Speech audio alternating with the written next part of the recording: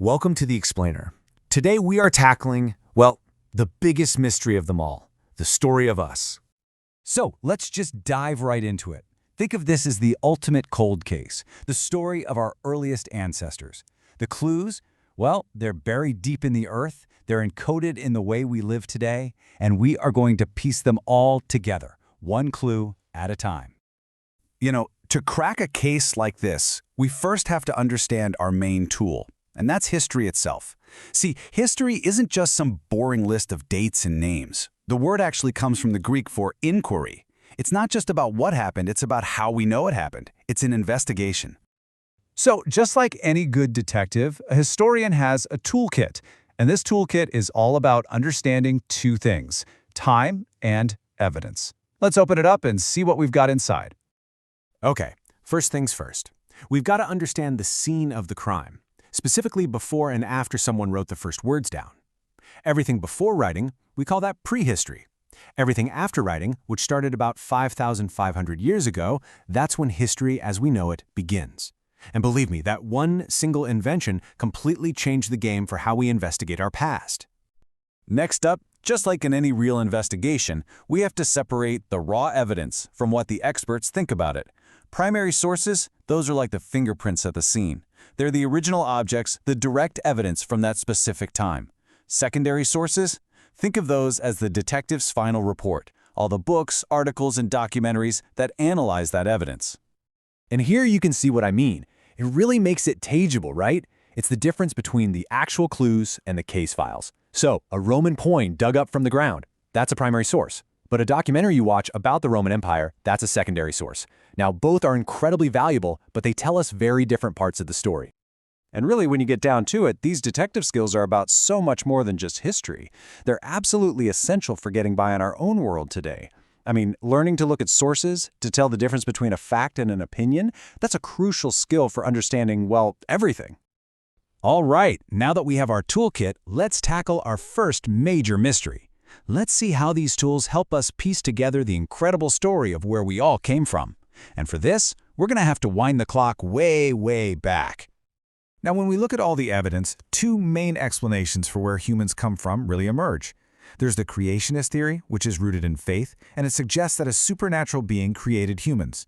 And then there's the evolutionist theory, which is the leading scientific explanation, and it states that we actually evolved, very gradually, over millions of years from earlier life forms.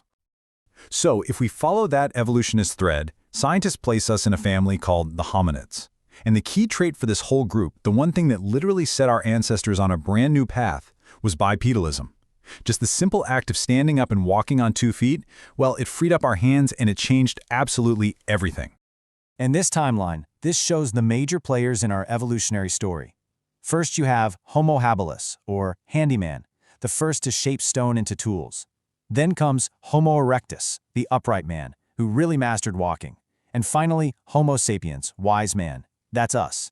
And what's incredible is that Ethiopia is one of the key places on Earth where fossils of all three have been discovered.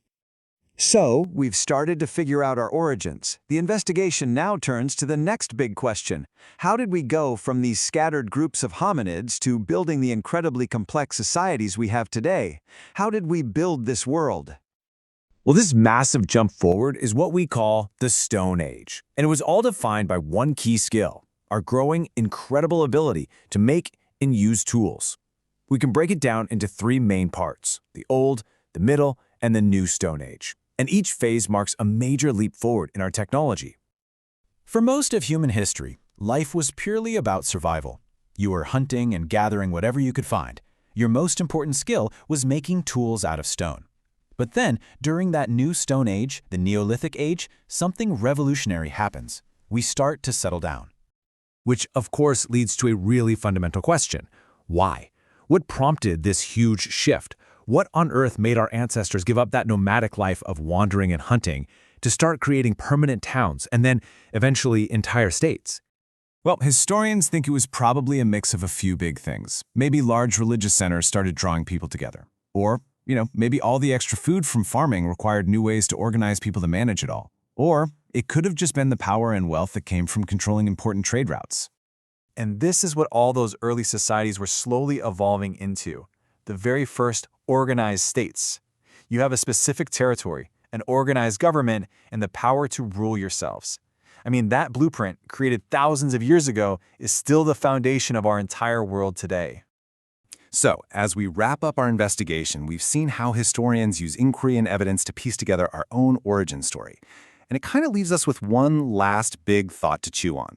What clues are we leaving behind? What digital fossils, what primary sources are we creating right now for the historians 1,000 years from now to find? What will they think our story was?